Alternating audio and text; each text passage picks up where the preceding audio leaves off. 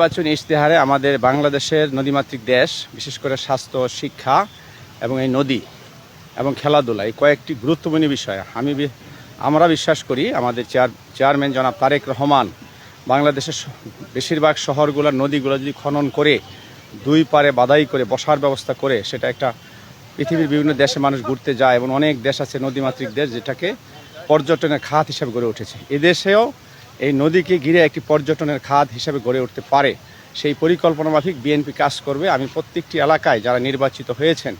BNP থেকে এবং বিএনপির বাইরেও যারা নির্বাচিত হয়েছেন, তারা যদি এই ভূমিকাটা রাখে, স্ব এলাকায় প্রত্যেকটা খাল, ডুবা নালা, সেগুলো একদম সুন্দরভাবে পরিকল্পনা মাফিক খনন করে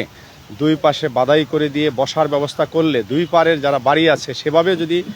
নির্দেশনা দেওয়া হয়, বাড়িগুলোও যদি সেভাবে তৈরি হয়, তাহলে এটি আমূল পরিবর্তন এবং এই দেশও একটা পর্যটনের ক্ষেত্র হিসাবে মানুষ যে বিভিন্ন আশেপাশের দেশগুলায় যায় ঘুরতে, আমার মনে হয় বহু মানুষ, লক্ষ লক্ষ কোটি মানুষ বাহিরে যাওয়ার আর প্রয়োজন পড়বে না। কারণ আমাদের দেশে এই ঢাকা শহরের চতুর্পাশে যেই নদী এবং ঢাকার ভিতরে অনেক খাল এবং বিভিন্ন মফস্বল শহরগুলায় প্রচুর খাল আছে। এই কাজগুলো যদি গুরুত্ব দিয়ে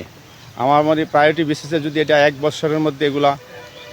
2 বছরের মধ্যে যদি কমপ্লিট করা যায়, একটা আমূল পরিবর্তন এই দেশে হবে ইনশাল্লাহ, আমি বিশ্বাস করি এবং সেটা বিএনপি করবে।